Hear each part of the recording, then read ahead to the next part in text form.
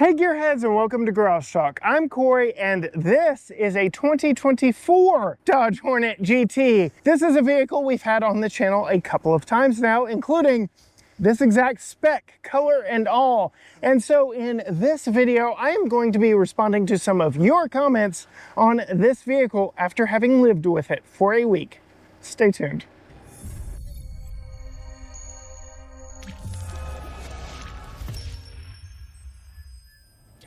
Yes, Gearheads, I am inside the Dodge Hornet and I want to respond to some of your comments on previous videos I've shared of the Hornet here on the channel because they have been quite numerous and they varied from really positive to, we'll say, interesting. First, from this Coastal Beer account, I've always wanted an angry little vehicle. I think this is a cool car. I like it better than the Alfa Romeo. Dodge nailed it. I'm stung. So yes, they're definitely leaning in to the marketing campaign of this Dodge Hornet. They're stung. This really is a fun, angry little vehicle. It's got a little bit of that Dodge edge to its styling, but you can see some of the Alfa Romeo influence because yes, this does share a body, though nothing else really with the Alfa Romeo Tonale. And yes, this is built in Italy, so there is that. Next up is from Dave G6530. Just saw this at the auto show this week. I priced one out on the Dodge website for $34,000 with the blue steel color and black wheels, all-wheel drive, 265 horsepower are standard. Nice.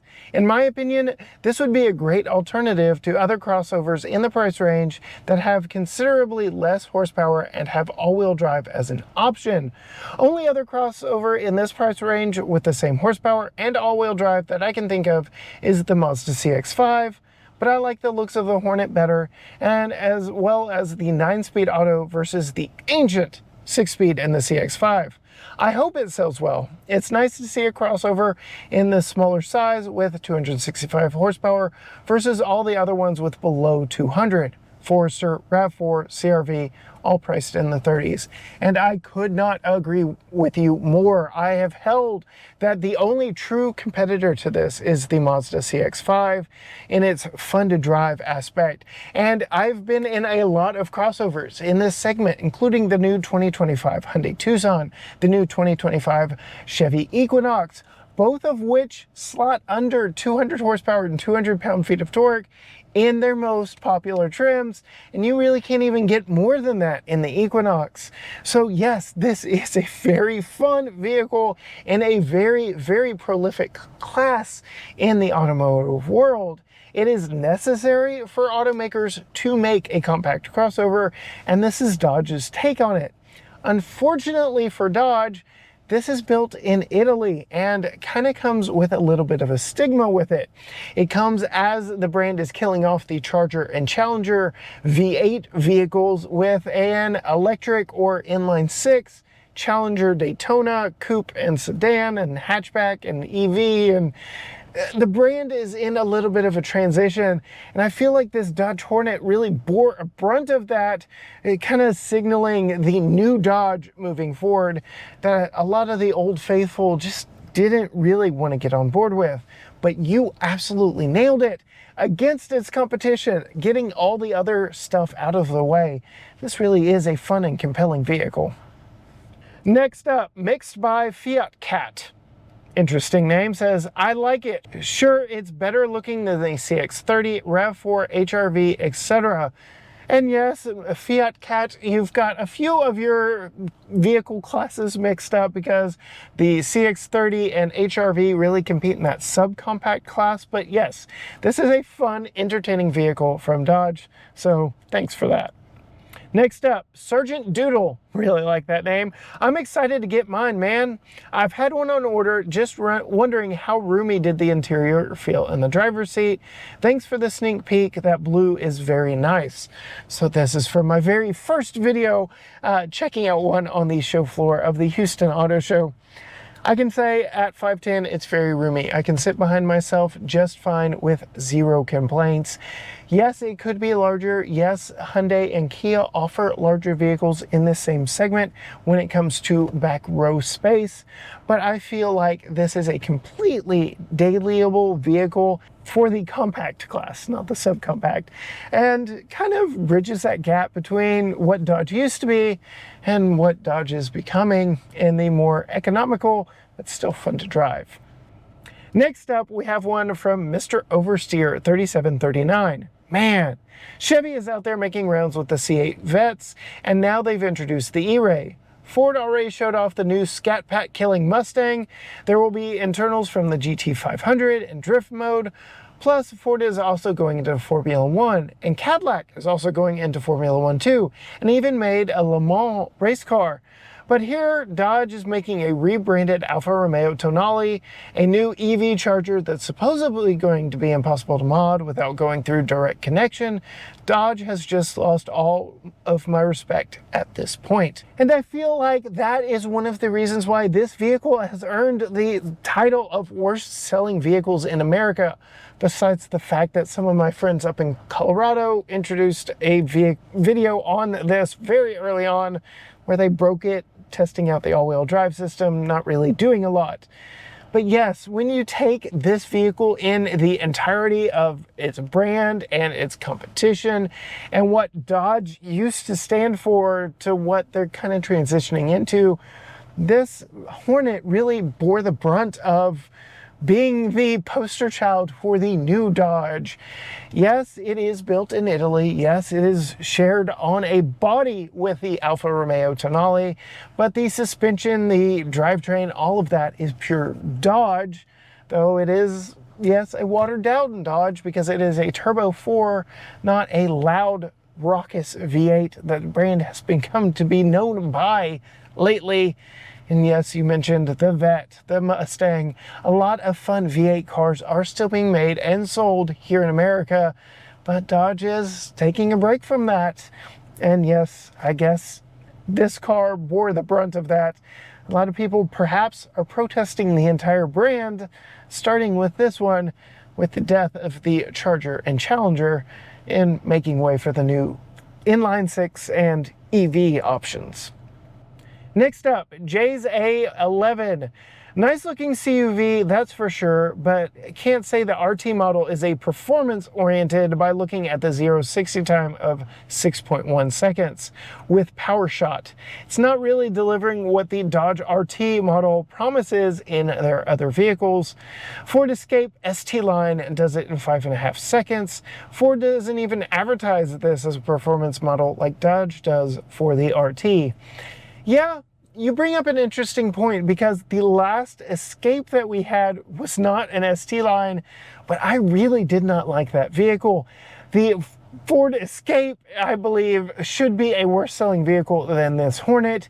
Yes, Dodge is advertising it as a fun to drive, performance branded vehicle, and there are mixed results in how it performs, but I can say hopping behind the wheel of this one, of mass market advertised sporty vehicles, I think this and Mazda's CX-5 are really the only strong options that, again, are widely known here in the segment. Next up, we have John Beckham, 1483. Thank you, Corey, for this excellent tutorial video in reference to the all-new Dodge Hornet GT. I know about those noisy Texas roads, especially around Amarillo and Wichita Falls. Quite frankly, I have been a Dodge fan from day one when my dad took me to get my driver's license.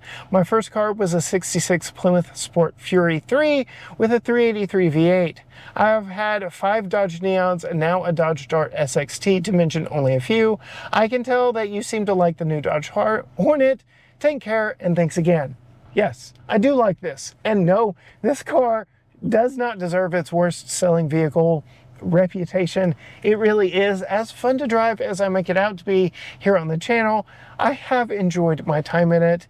You should at least go test drive one because they are so slow selling. I bet you can find a dealer willing to make you a pretty sweet deal on one. All right, let's kind of go rapid fire through some here. The Real Gray Lock says 2024 GT Bayou Blue with track pack. Window sticker says I have power folding side mirrors, but I don't. Tried resetting that option, nada. No rear window washer. Given that I traded in a 2011 Escape XLT all-wheel drive for this, there's been a little bit of a learning curve with the infotainment system. Overall, I love my Hornet. Well, I can say our power folding mirrors do in fact work in this one, and we do have a rear wiper, though the wiper controls are a little different, but once you get to know how to operate this vehicle, it is fairly user-friendly. John Beckham 1483 chimes in again. The all-new Hornet GT is very sleek, sporty CUV&D. I enjoyed my Dart XXT very much. Got on board with Dodge as a leader in the sporty DNA transportation. Genetic REX, nice looking SUV with decent power for the class and a handsome interior. Unfortunately, I've crossed it off the list of potential replacements for my aging Dakota, thanks to conversations with two people I've known who have purchased a GT and a GT Plus and the numerous issues that they are having. As a Mopar guy, I wanted one of these over a CX-5, but no way am I going to pay the dealership service shuffle they're both currently suffering through. It's a shame.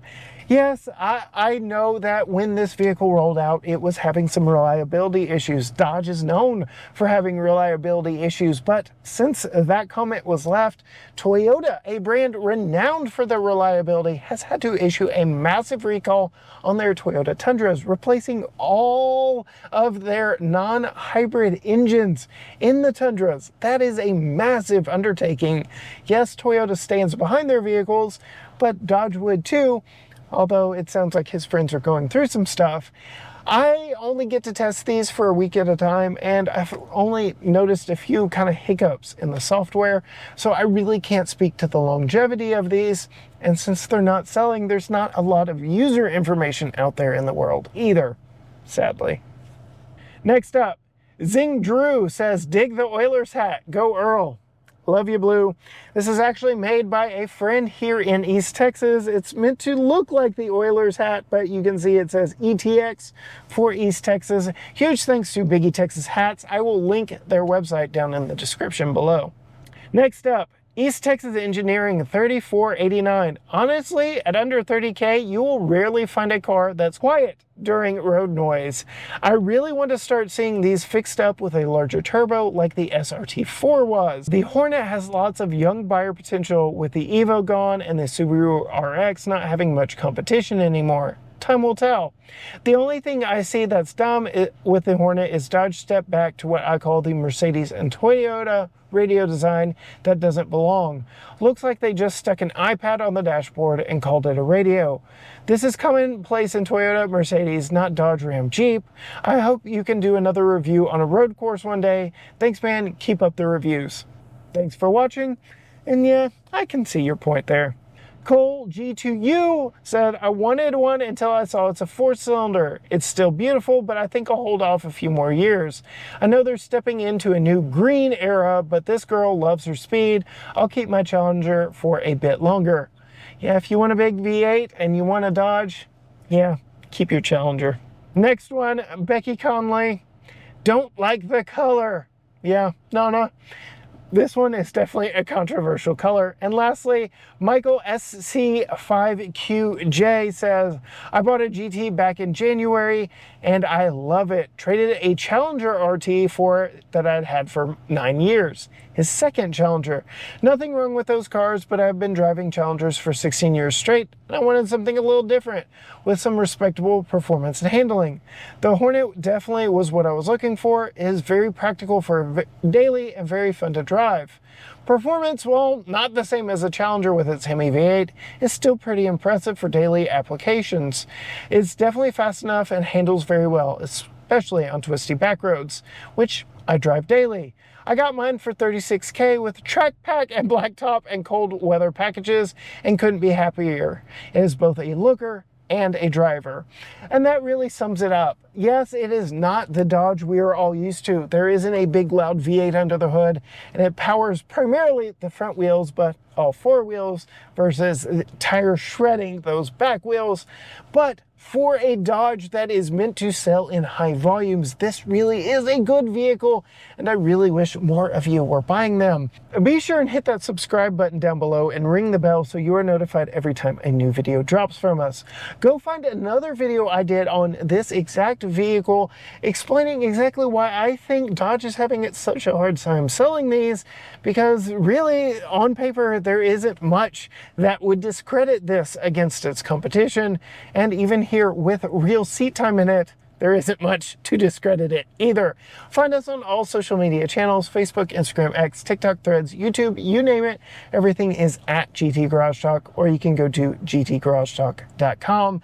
But as for me, behind the wheel of a Dodge Hornet GT, until next time, gearheads, bye.